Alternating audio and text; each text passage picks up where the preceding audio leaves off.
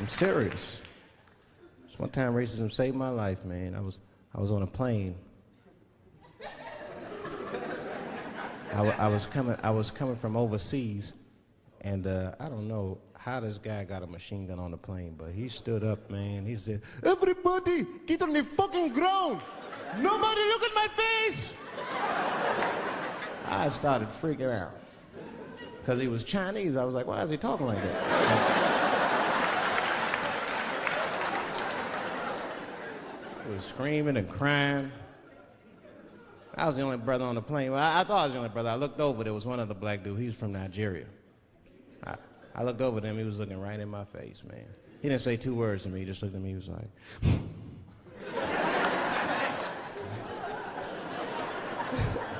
He didn't need to talk, I knew just what he was talking about. I looked right back at him, I was like...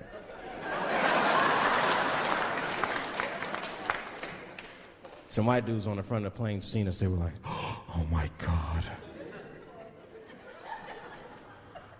I think those black guys are gonna try to save us."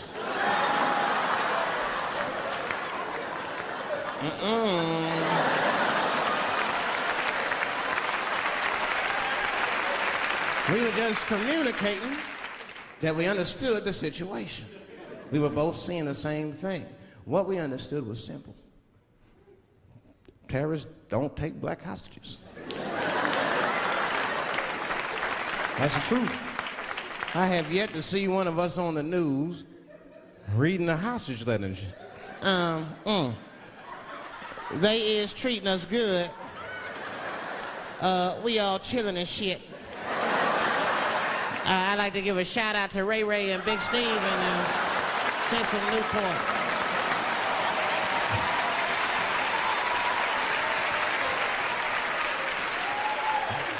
You're not gonna see it. And terrorists are smart. They know what they're doing there, you know. They terrorists. They know it's black people's bad bargaining chips.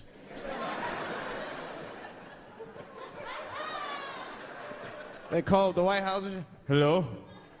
We have got 5 black... Hello?"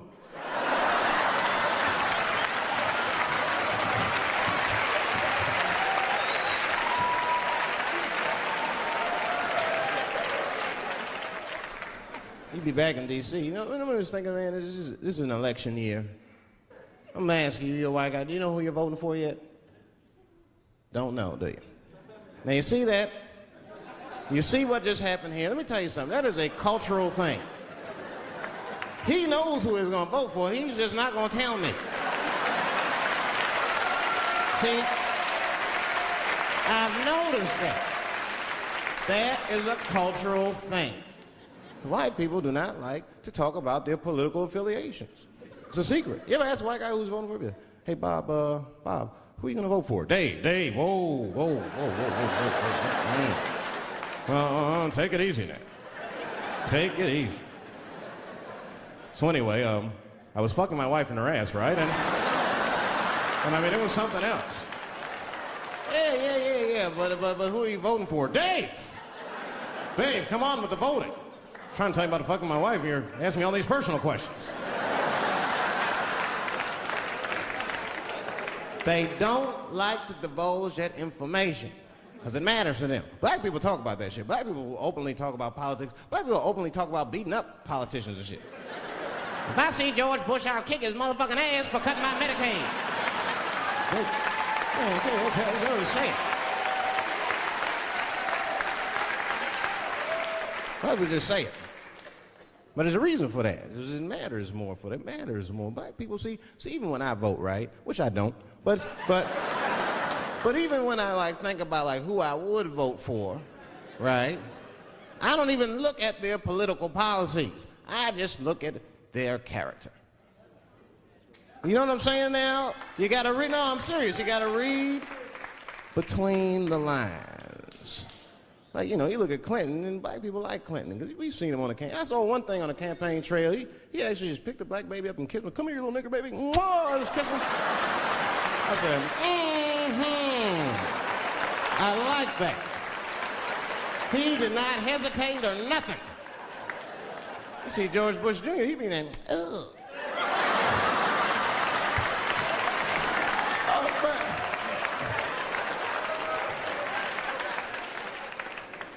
Like, say, I'd never vote for George Bush Jr., but I don't know George Bush Jr.'s politics. The only thing I know about George Bush Jr. is that guy sniffed cocaine. That's right. Now, listen, we cannot have that shit in the White House. That might be fine for a mayor, but goddamn it, not in the White House. Not in the White House.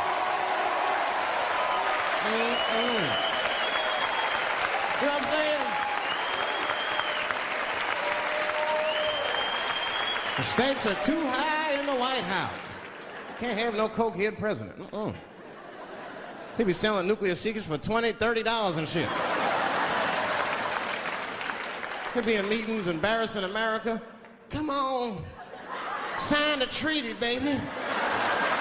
I suck your dick. Like, what the? Mr. President.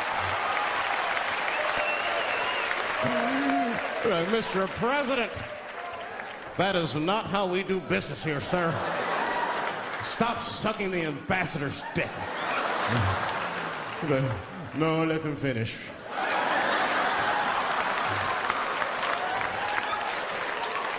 I will sign the treaty. There will be peace in Israel finally. I'd vote for Clinton again if I could. At least it's always better.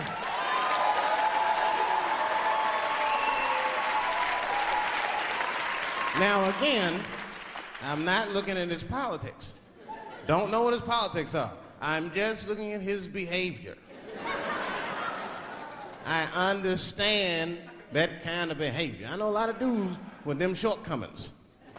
Weed smoking fornicators. There's a lot of them. I mean, come on now. Let's be honest. Let's be honest. Bill Clinton was not the first president to do what he did. Now let's think back for a minute. Remember a guy named Kennedy, John F. Kennedy? Remember him? He fucked Marilyn Monroe. Matter of fact, him and his brother Bobby fucked Marilyn Monroe. And history doesn't talk about that much. You know why history doesn't talk about that much? Because those 2 pages in history are stuck together. They was getting it on. They were getting it on. I seen the tapes. Remember the tapes? She'd be singing on there. She'd just party, stressing them out. Happy birthday, Mr. President. Bitch, my family's here.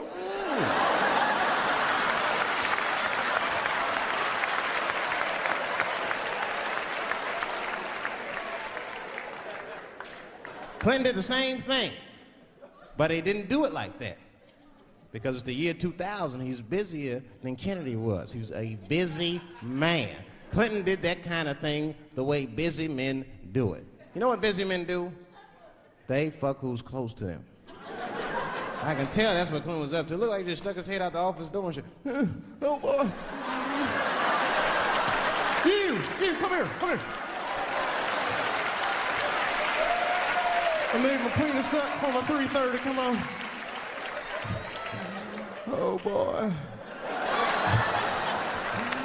He's probably looking at Kennedy's picture and shit. Oh.